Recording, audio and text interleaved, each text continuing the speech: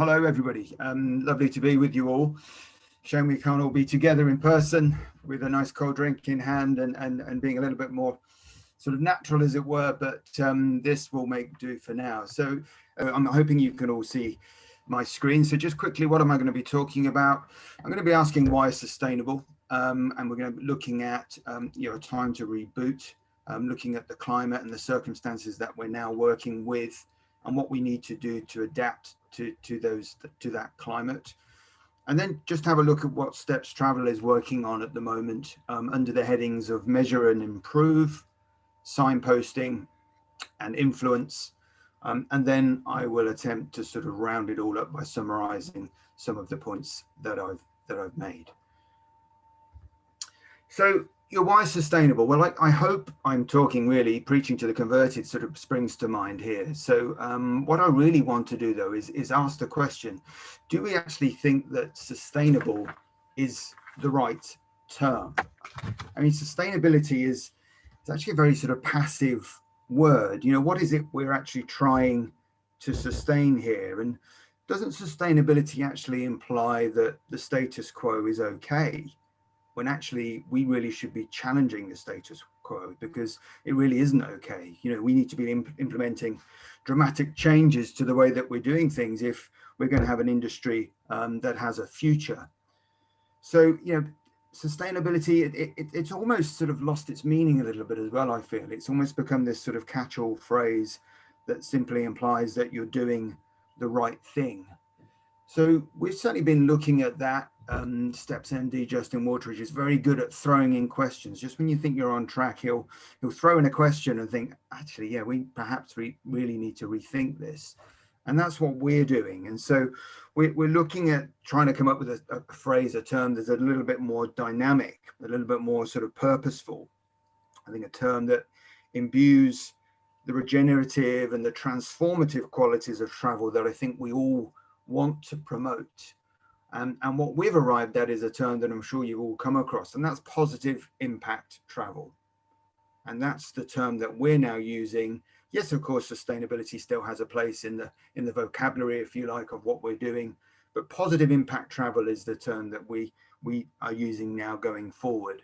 The acronym of PIT, we're not too happy with. We need to do a bit of work on that, but it'll do us for now. Yeah, as for why we're doing this, well, as I say, I think we're all aware of that. You know, it is an existential threat to our industry. You know, the elephant in the room, which is of course carbon. It's an existential threat to our industry, your businesses, your community, the wildlife alongside which your community lives, to our environment, to our planet. And so it's very clear that we have to acknowledge it in order to come up with solutions. And so, you know, we feel strongly, not only do we have a vested interest, but we also have a moral imperative to look after the communities, the people, the wildlife, and the habitats in which our holidays operate, if you like, the sort of raw materials of our holidays. And let's not lose sight of the fact that it also makes commercial sense. We know that the market wants guilt-free holidays, and I don't for 1 minute suggest you use that as a slogan in your marketing campaigns. But I think essentially that's really what it boils down to. Your travelers want to feel that by traveling, they are not compromising the local people, the local wildlife and the habitat. On the contrary, they are having a positive impact. And it's up for us to put measures in place to enable them to do exactly that. So I said, you know, there is a commercial imperative there, and just a few surveys, lots of surveys available online, of course. I've honed in on a couple here. STR, because it's a little bit more global. Their recent survey, I say recent, it was over a year ago now, just prior to the pandemic. Their recent survey shows that over about 48% of people surveyed said that they were looking for an environmentally friendly holiday option. And no surprises there that percentage is greater the younger the demographic. So certainly, you know, if you look at the Gen Z demographic there, it's 56%. And also looking at YouGov, which is a bit more UK centric, and looking at what they did there on flight shaming, something we're all familiar with. gathered real momentum prior to the pandemic, thanks to Greta Thunberg and the work that she's been doing. And again, you can see there is this growing feeling of shame, of guilt about getting on a flight. And again, no surprises there that that feeling is stronger with the younger demographic, the younger population. What I really thought was interesting, though, in all of this was that whilst there was this very strong desire to be environmentally friendly, and this 37% here is actually just a generic rather than just looking at through the lens of travel. While there is that growing desire to be environmentally friendly, a lot of people really just didn't know how to do it when it came, when it came to their sort of purchasing habits and their consumption, their consumer habits. They were struggling to find the best way. And so I think that really strongly indicates that there is work for us to do to help them in achieving that. So, why do I think it's time to reboot? Well, I think the pandemic has been a double-edged sword for many destinations around the world. I think at first, local people and wildlife enjoyed the improvement in the air quality, less people around, less noise pollution, cleaner beaches perhaps. But now we've seen the economic devastation of zero tourism 1 year on, and it is really starting to bite hard. So it is very clear that we need to restart the tourism industry. And I think because the habit of excessive travel, which, let's face it, we all saw before the pandemic, and perhaps we're all a part of in some way, that habit has been broken. So there is now this opportunity to really reshape the future, because the conversation has moved on, no question about that. So let's acknowledge the problem. Let's look for client-focused solutions. But let's not be overwhelmed by the issue, because when you stop to think of it, it can be really quite overwhelming. So let's identify what our aims are. Let's really go into real granular detail about that. Look at our aims and look at the means by which we can achieve them. And let's work sort of in incremental goals towards the bigger goal, the bigger aim. And importantly, we really need to be specific to our own businesses. Let's not be generic. Let's really home in on what we're doing, our businesses, and let's make sure those goals that we set ourselves are smart, that they are measurable. And so that's what Steps is looking at right now. It's the first sort of heading, if you like, of our positive impact strategy is measure and improve. And we very much buy into the belief that if you can't measure it, then you can't improve it.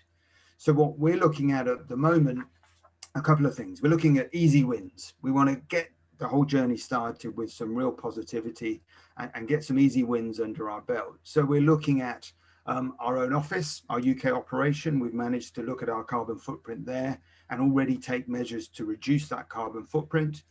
We're also looking at our group tours. Steps Travel does around about 15% of its business is set departures. And we're looking at those group tours because they're off the shelf, very much tangible products that we can quite easily measure. Unlike our FIT business, which has so many different variables, it is quite difficult to know where to start. So we're looking at our group tours, as I say, and we've come up with this measurement here. And we thought what was important is that we find a baseline. We need something against which to benchmark. So we've measured the carbon footprint of our 2019 departures. Pointless looking at 2020 because there were none. And we've now got that benchmark of 106 kilograms. That's the average carbon footprint per customer per day on our group tours. We've measured 2021, which we managed to reduce to below that baseline. And now it's our intention just to keep chipping away at that figure to get it down as much as we can. And we want to talk to our clients about that process and get them involved. The other part of the measurement process is really trying to identify the key contributing factors to the carbon footprint of our holidays. And no question, the two factors we've identified are flights and accommodation. And so we've started with accommodation.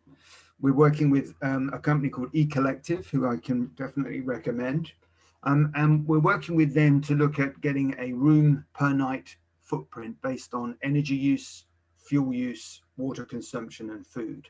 And so we've gone out to our suppliers, to our key hotel providers, and given them this survey to enable us to come up with a carbon footprint measurement against their properties using that criteria. The problem, though, with this measurement is that on its own, it just isn't enough, because it doesn't factor in the socioeconomic benefits of properties or the holidays that we're offering, or the contribution that those properties might make towards conservation of wildlife and land. So we realize we can't just look at the negative impacts in isolation, nor can we look at just the positive benefits of travel either. That would be disingenuous. So we need to take a more holistic approach in our analysis, and we need to weigh up both the positive and the negative impacts of travel to come up with the net impact. And so we're doing that by taking this carbon footprint measurement, which is a tonnage measurement that you're given. We're turning that into a negative figure. And then we're looking at each of our key properties that we're working with to identify the positive, you might say, the mitigating factors underneath the sort of headings of social, economic, and environmental, and acknowledgement to the long run here and their GER standard, their GER standard of the 4 Cs of conservation, community, culture, and commerce. We're taking all of that into consideration and then looking to apply a score to those factors, a positive score, which can then be added to the negative carbon figure with the aim of then coming out with a net positive result. And that's the terminology we're going to be using going forward. We want to be able to tell people this is a net positive holiday that we're offering here. And what we're looking at as well is to try and do this, to look at these other factors, these mitigating factors, within the framework of the UN Sustainable Development Goals, because we feel this is very much a validated, universally recognized framework. It's something that should resonate with most people, and it gives a really strong context and credibility, we feel, to our own sort of sustainability strategy and message. And if you've not looked at their website, I urge you to do so. The wheel there on the right hand side is a fabulous tool that you can use. Just hover over the different number and it'll come up and tell you how tourism can in some way sort of contribute to achieving that particular UN Sustainable Development Goal. I think that what is important, whilst we can use this sort of pre-existing context, what is important that you also then come up with some of your own goals and your own sort of projects. And that's where our Steps Fund for Change comes in, where we've come up with 3 different projects under the banner of the Steps Fund for Change movement. The headings we've got there: conservation or rewilding. We've got female education as another really major project or goal for us, and renewable energy. So we've been supporting a PhD student at Oxford, for example, looking at nuclear energy, working with the Woodland Trust up in Scunthorpe, which is one of the most polluted parts of the UK, to replant some trees up in that area. So use that pre-existing context of the UN Sustainable Development Goals, but also work alongside that with your own sort of projects that are sort of homegrown, if you like, and very pertinent to you and your business. So in terms of those positive impacts, what are we talking about? Well, these are some of the things here that that we think are important and that do act as very strong mitigation to get us to a sort of net positive figure. And what I like about this is that properties can actually look at themselves from the point of view of, right, I can try and reduce my carbon footprint, but for some properties that might be very difficult to do. For those properties, fine, look at increasing your positive impacts instead. But obviously, ideally, it needs to be looking at both of those things holistically to try and get to that net positive figure. The big challenge, and this is something we're working on, is to find a consistent and objective method of scoring the mitigating positive impacts. And we're fast coming to the conclusion that actually trying to find any kind of objective means of doing this is really just not possible. So we're thinking, well, that's not an issue, but I was just saying, because so Sean can start it. हम लोग तो देंगे ही अपने ad. Everyone needs to talk. Excuse me, who's I think if we just take questions at the end, that'll probably be easier. So what we're finding is that if we go with a subjective method of scoring, then करने we के लिए हम can. तीनों ही कर सकते हैं. Let Chan do something. वैसे ही चुप रहता है, कुछ बात तो करता नहीं है ये. hello? If we go with a subjective method of scoring, I think we've got a cross line here. Then as long as we keep that started, then we are there always. I mean, हम भी अपना point add करेंगे. Ma'am भी बोलेंगी बीच में कुछ ना कुछ कि क्या किस हिसाब से करना है. But yeah, just don't make sure we're on mute. Are you going to give all this? What? एक मिनट यार, ये मैम का call आ रहा है यार. So what about the messaging of all this? How do we communicate this to our clients and the market at large? Well, the key message I think that needs to come out of all this is that the environmental and the socio-economic benefits of traveling far outweigh the impact of your carbon footprint. Because if we let the marketplace view travel solely through the lens of carbon, then we might as well shut up shop now. Turn off the lights and go home, because through that lens alone, really the industry doesn't have a future. So it's really important that we encourage our clients to look at it holistically. And at Steps, we strongly believe that the impact of our holidays are far, the impact of a holiday with Steps travel is much greater than the sum of its carbon. So in terms of the messaging, very important that you lead with sort of storytelling, but you substantiate it with the figures. So I don't think you can have one without the other. So it's very much qualitative and quantitative that you need to be looking at. Your language needs to be emotive, it needs to be emphatic, and it needs to be very personal to you. You need to try and counteract the sort of clinical sort of feel, if you like, that the numbers might have. I think it's very important that you're always specific, not generic. You need to tell your clients exactly what you are doing and why. Don't give them platitudes. Really home in on what you're doing, because if you don't, it will come across as just a greenwash. And think of your positive impact travel as a unique value proposition. It is something that brings value to you, your brand, and your company. Remember, it's what a growing number of the market wants. So you've got to sell the benefits of traveling in a sustainable fashion and having that positive impact. So do really sell it to your clients. Labeling is something that we have been looking at, and I'm sure most of you are familiar with Fogo Island and Zita Cobb, the owner of Fogo Island, and her NGO Shorefast. She was really a pioneer in setting up an economic nutrition label for her property, which really sort of gave transparency as to where the money was going that a client was paying to stay at Fogo Island. Since then, I think others have tried to follow suit. G Adventures have what they call their Ripple score. And what they're trying to do there is to report back on leakage. I think more and more of the market wants to know that their money is actually staying in country, in resort. It is actually helping the local community. And I think whatever you can do as hoteliers to really articulate that, to show your clients that, will be of huge benefit to you. And it's certainly something that Steps Travel will be asking its DMCs and its hotel suppliers and partners to provide. We're looking at it ourselves with the money that we take from our clients. We are doing this because we feel that level of transparency is important to instill in them confidence in us.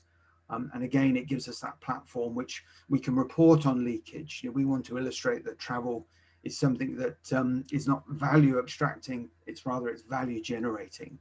And that level of transparency, I think, is required to do exactly that.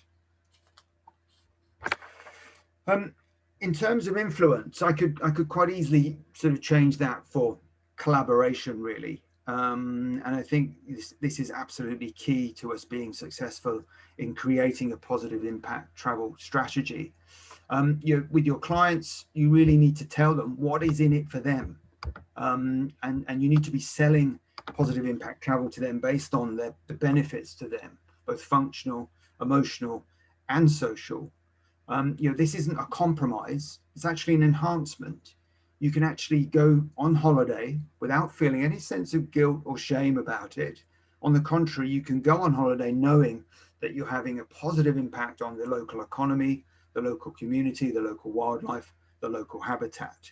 And by doing so, you can go home and tell your friends about it and boast about the wonderful experiences that you've had.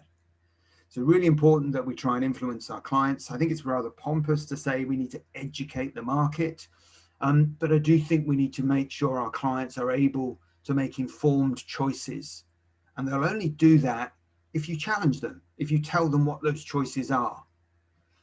Very important that we look at things internally as well. You don't want to be creating your strategy in a vacuum. Very important that you bring your team with you, especially your sales team, because they're the ones that are going to have to be able to articulate this to your clients and hopefully positively influence them as to the choices that they make. And again, with the industry, collaboration is key. We need to have consistency across the supply chain. And ultimately, tour operators, they will be making product choices based on those suppliers that are doing what we want them to do in terms of positive impact travel. And I think the greatest way to influence people is really to try and incentivize them. And I'm a strong believer of polluter pays, but at the end of the day, nobody really likes taxes. So I think the better way to look at this is to actually reward rather than punish. And certainly what we're looking at Steps at the moment, we talked about right from the outset, looking at the key contributing factors of the footprint. Well, flights is one of them. So we're looking to say to our clients, okay, if you balance your flight, your international flight, and we're looking at sort of World Land Trust at the moment as the partner to work with on that. If you do that, we'll then match that and give you vouchers towards a future trip with Steps Travel. Or maybe we could look at it and say, okay, we'll give you positive impact points, which will go towards a donation to your preferred NGO or charity or project. But definitely reward rather than punish. And internally, I think we're probably all used to having commission structures that reward people for the profit that they generate for our business. But that doesn't do anything about the people and planet. There are 3 Ps in the model that we all claim to work towards with. And so we need to do something that actually incentivizes our sales team to sell holidays that truly do have a positive impact. And that's something that we're working on at Steps at the moment, possibly linked into the flight offset. And within the industry, yes, it's important that we look at validation with Travel Life, with the long run, and those like B Corp, for example. But also I think peer recognition is really important as well.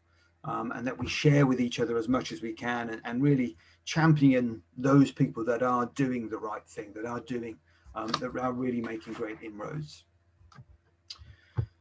So just to really summarize all of that, crucial that we address... One more minute, please, Jarrod. Yeah, I'm just summarizing now. So we address the elephant in the room. Let's be ambitious, but let's be pragmatic. Set ourselves smart goals. We need to look at net positive. So it's a carbon footprint mitigated by the positive benefits of travel. You need to be looking at your clients, and it needs to be client-focused solutions that we're giving them, spoken in their language, a language that they'll understand. It's story-led. Some of the stuff we're talking about here is quite sort of scientific. It's quite sort of cold, clinical. So let's be story-led, but let's back that up with objective analysis. Let's contextualize things using the United Nations Sustainable Development Goals. Remember, greenwashing, be careful of that. Be very specific about what you're telling your clients. Let's look at that labeling, the economic nutrition label. Collaboration, we've talked about the importance of that. Let's just share all the information we've got with each other, because we can all benefit from taking this approach. And be that challenger salesperson, challenge your clients, and give them different options, informed options, reinforced with incentivization. So I think at the heart of all of this, I think it's honesty. It's about being honest with ourselves. It's about being honest with each other. It's about being honest with our clients. We don't have all the answers. And we're a long way off creating the perfect matrix for that objective measuring of the net impact of travel. But I wholeheartedly believe that if we have to do this, and if we make this journey together with a spirit of openness and collaboration, we can learn and achieve a huge amount together. And I think in doing so, make travel the force for good that we all know it can be. Thank you.